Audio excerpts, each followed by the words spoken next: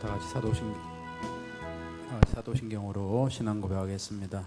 전능하사 천지를 만드신 하나님 아버지를 내가 믿사오며 그 외아들 우리 주 예수 그리스도를 믿사오니 이는 성령으로 잉태하사 동정녀 마리아에게 나시고 본디오 빌라도에게 고난을 받으사 십자가에 못 박혀 죽으시고 장사한 지 사흘 만에 죽은 자 가운데서 다시 살아나시며 하늘에 오르사 전능하신 하나님 우편에 앉아 계시다가 저리로서 선자와 죽은 자를 심판하러 오시리라. 성령을 믿사오며 거룩한 공회와 성도가 서로 교통하는 것과 죄를 사하여 주시는 것과 몸이 다시 사는 것과 영원히 사는 것을 믿사옵나이다. 아멘.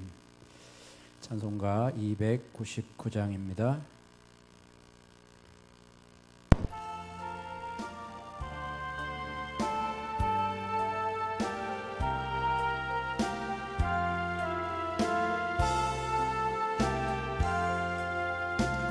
하나님 사랑이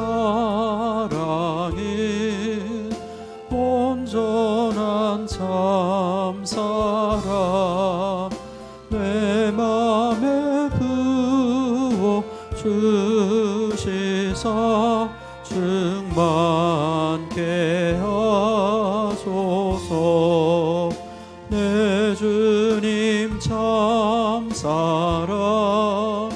햇빛과 같으니 그 사랑 내게 비추사 뜨겁게 하소서.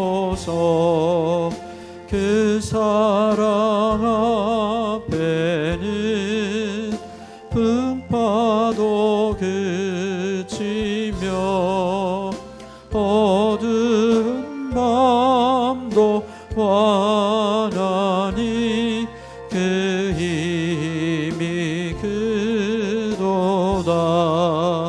하나님 사랑은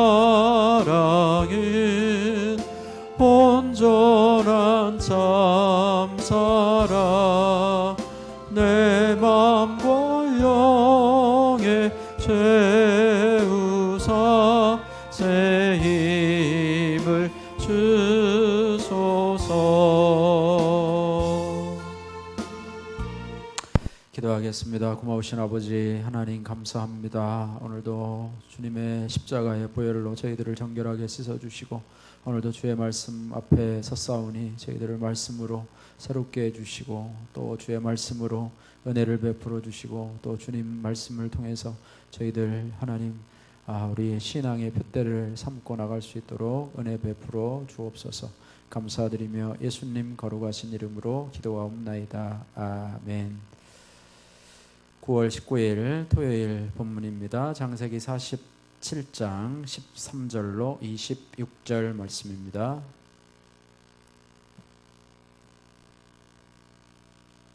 창세기 47장 13절로 26절 말씀 한 목소리로 같이 봉독하겠습니다. 기근이 더욱 심하여 사방에 먹을 것이 없고 애굽 땅과 가나안 땅이 기근으로 황폐하니 요셉이 곡식을 팔아 애굽 땅과 가나안 땅에 있는 돈을 모두 거두어 들이고 그 돈을 바로의 궁으로 가져가니 애굽 땅과 가나안 땅에 돈이 떨어진지라.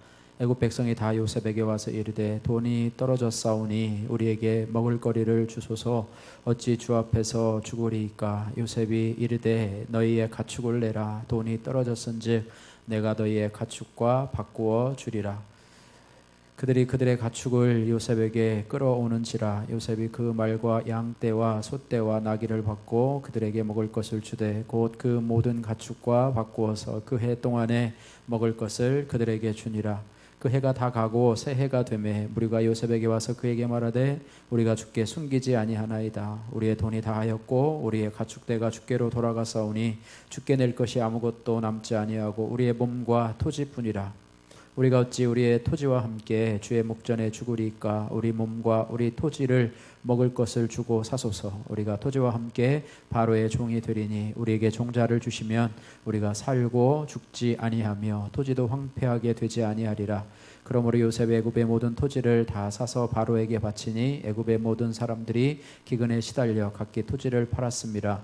땅이 바로의 소유가 되니라. 요셉이 애굽 땅 이 끝에서 저 끝까지의 백성을 성읍들에 옮겼으나 제사장들의 토지는 사지 아니하였으니 제사장들은 바로에게서 녹을 받음이라. 바로가 주는 녹을 먹음으로 그들이 토지를 팔지 않음이었더라.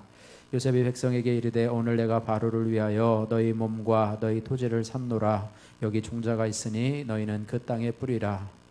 추수의 5분의 1을 바로에게 상납하고 5분의 4는 너희가 가져서 토지의 종자로도 삼고 너희의 양식으로도 삼고 너희 가족과 어린 아이의 양식으로도 삼으라. 그들이 이르되 주께서 우리를 살리셨사오니 우리가 주께 은혜를 입고 바로의 종이 되겠나이다.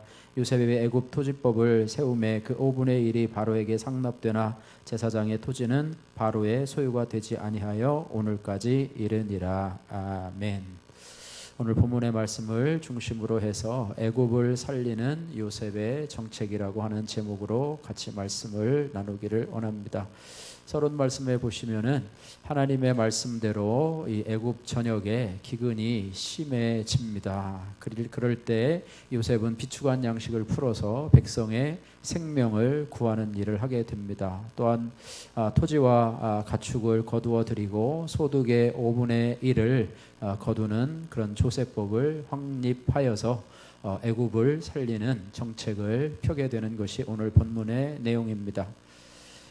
오늘 전체적으로 볼 때에 하나님은 어떤 분이십니까? 요셉을 통해서 기근으로 고통당하는 애굽 백성을 구하시는 하나님이십니다. 하나님은 야곱 자손만을 돌보시는 하나님이 아니라 애굽 백성의 생명도 소중히 여기시는 하나님이시다. 그래서 하나님은 하나님만의 하나님이 아니라 온 우주의 모든 사람의 해와 비를 공평하게 내리시는, 악인과 선인에게 공평하게 내리시는 그런 하나님이십니다. 그래서 모든 백성이, 모든 사람이 할 수만 있으면 다 구원에 이를 수 있도록, 특별히 예수 그리스도께서 이 땅에 십자가를 지신 것은 온 인류를 위해서 돌아가신 것이라는 것을 우리가 본문 말씀 가운데서 다시 한번 영적으로 생각하면서, 그러한 이유로 인해서 요셉을 야곱 자손과 애굽 백성 그리고 인근 모든 나라에 하나님의 복과 은혜를 전하는 통로가 되게 해 주십니다. 그래서 요셉을 복의 통로로 사용하여 주시는 하나님, 요셉 자체가 귀한 것이 아니라 하나님의 은혜를 전달하는 통로로, 하나님의 복을 전달하는 통로로, 또 하나님의 생명을 전달하는 통로로 쓰임받는 것이 바로 아름답다라고 하는 것입니다. 우리 이 땅을 살아가면서 하나님의 통로가 되기를 주님의 이름으로 축복합니다. 하나님이 나를 사용하셔서 나를 통로 삼아 주셔서 은혜를 전달하고 축복을 전달하고 생명을 전달하고 복음을 전달하는 그런 통로가 되기를 주님의 이름으로 축복합니다. 이처럼 하나님께서는 온 세상을 통치하시는데 교회를 넘어서 온 세계까지 미치는 것이 바로 하나님의 통치의 영역이시고, 하나님은 이 온 우주 만물을 다스리시고 섭리하시는 하나님이십니다. 그래서 우리의 삶이 세상을 유익하게 하고, 세상뿐 아니라 우리의 가족, 내 스스로의 삶이, 내 가족, 우리 이웃, 우리 성도들, 그런 사람들을 유익하게 하고, 더 나아가서는 세계를 유익하게 하는 하나님의 복의 통로가 되게 하여 주옵소서. 아브라함에게 내가 너를 복의 근원으로 또 축복의 통로로 너희를 사용하게 될 것이다 라고 할 때, 우리도 하나님 앞에 성경적인 기도는 뭐냐면, 하나님 내가 복의 통로가 되기를 원합니다. 하나님 내가 이 땅을 살아가면서 다른 사람에게 하나님의 복을 증거하는 통로로 사용되기를 원합니다. 이러한 기도는 하나님의 뜻에 합당한 기도 제목이라고 생각이 됩니다. 더불어서 우리의 위정자들이 이 요셉과 같이 국민의 삶을 풍성하고 평안하게 할 수 있는 그런 법을 세울 수 있도록, 또 제도를 세울 수 있도록 기도해야 되고, 하나님께서 그들에게 지혜와 명철을 주셔서 백성들의 삶을 풍요롭게 하고 평안하게 살아갈 수 있도록 저들을 붙잡아 주옵소서. 우리가 정말로 요셉과 같은 지도자를 세워 주옵소서 기도하고 또 기도해야 될 줄로 믿습니다. 우리에게 주시는 교훈 13절에서 20절 말씀 보시면 요셉은 비축한 양식을 백성에게 나눠주는 대신에 돈과 가축과 토지를 거두어 드리게 됩니다. 13절에서 20절 말씀을 보시면 그런 내용들이 나오게 됩니다. 기근으로 인해서 백성들이 요셉을 찾아옵니다. 그래서 그들에게 처음에는 돈을 가져오면 양식으로 바꿔주고 또 가축을 가져오면 또 그들에게 양식을 바꿔주고 또 그것이 다 지내서 이제는 토지를 거두어 드리게 됩니다. 그리고 토지와 함께 바로의 종이 될 것을 맹세하는데요. 오늘날의 시각으로 보면 국가가 백성들을 통해서 착취하고 부당한 이익을 취하고 백성들을 소장농으로 전락시킨다는 비난을 받을 수도 있습니다. 또 그러한 일을 하는 것에 합법적인 본문으로 또 생각할 수도 있습니다. 그러나 백성이 이러한 정책을 환영한 것으로 볼 때에 당시 상황에서는 이것이 최선의 정책으로 그들이 이해하고 또 요셉도 하나님의 지혜를 받아서 그런 상황 속에서 최선의 정책을 폈던 것으로 보입니다. 이렇듯 오늘의 기준으로 요셉의 정책을 비판하거나 이것을 우리 시대의 성경적인 정책이라고 강요해서는 안 될 것입니다. 오히려 기근으로 인해서 수많은 백성이 위기에 처해 있을 때 그것을 지혜롭게 극복하고 또 백성의 생명을 살리고 삶을 안정되게 유지한 것으로 이해하는 편이 낫다고 하는 것입니다.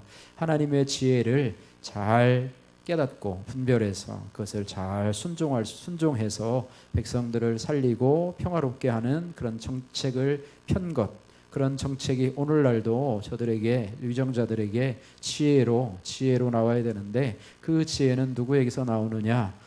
똑똑한 사람에게서 나오는 것이 아니라 하나님에게서 나옵니다. 그래서 하나님을 경외하는 것이 모든 지식과 지혜의 근본이라고 말씀하고 있습니다. 그래서 위정자들이 하나님을 두려워하면서 정말로 하나님으로부터 지혜를 받아서 이 때에 이 코로나로 어려운 시대에 최선의 방법이 무엇인지 최선의 정책이 무엇인지 이 나라를 단기적으로 그냥 입막음만 하는 그런 정책이 아니라 장기적으로 이 나라를 안정되게 이끌어 나갈 수 있는 그런 방법이 무엇인지를 하나님 앞에 기도하면서 나가야 될 것이라고 생각합니다. 우리가 기억해야 할 것은 하나님의 자신의 백성들을 위해서 다양한 방식으로 일한다고 하는 거예요. 한 가지 방식이 아니라 여러 가지 방식으로 일하시고 우리는 그 뜻에 순종해서 생명을 살리는 일에 중보자로 살아가야 한다는 것입니다. 그래서 이것이 바로 생명사역이고 이것이 바로 살리는 사역이라.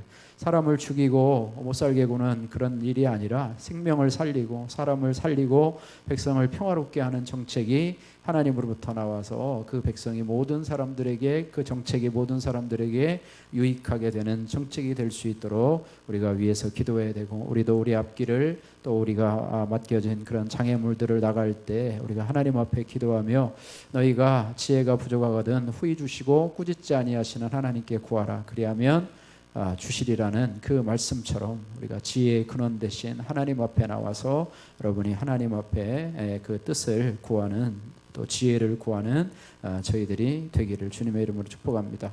21절에서 26절 말씀에 요셉은 토지를 사들이고요 백성을 적절하게 이주시키는 또 방안을 쓰고 있습니다.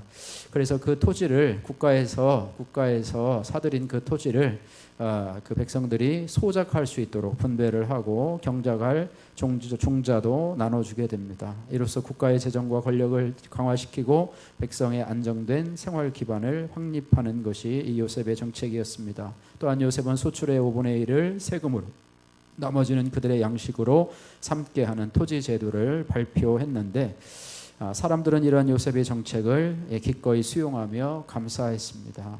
빌려준 것으로 인해서 소출의 5분의 1은 세금으로 내고 5분의 4는 다시 종자로 삼고 자신들의 양식으로 삼는 이 정책을 대환영했다고 하는 것입니다.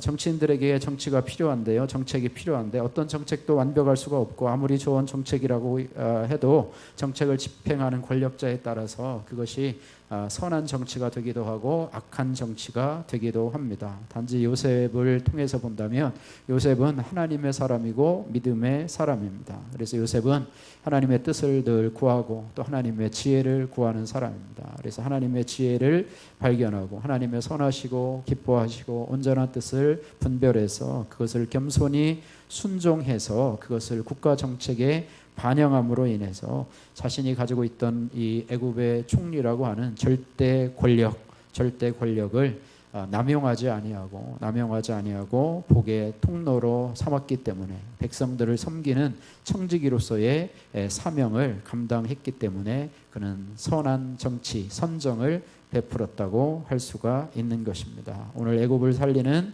요셉의 정책이라는 제목을 통해서 우리가 기도해야 될 것은 하나님 앞에 우리가 이 땅을 살아가면서 하나님이 주시는 지혜로 살게 하여 주옵소서. 또 하나님이 주시는 지혜에 순종하는 그런 마음을 허락해 주셔서 우리가 생명을 살리는 자로 살아가게 도와주옵소서. 기도하시면서 오늘 또 나가시는 여러분들 되기를 주님의 이름으로 축복합니다. 기도하겠습니다. 고마우신 아버지 하나님 감사합니다. 요셉이 기근 중에서 백성들의 어려움들을 이제는 해결하는 정책들을 펴야 되는데 하나님 요셉이 처음부터 이런 좋은 전략들이 나온 것이 아니라 그는 하나님을 경외하는 사람이고 모든 지혜의 근본이 지식의 근본이 하나님께로부터 나온다는 것을 알았습니다.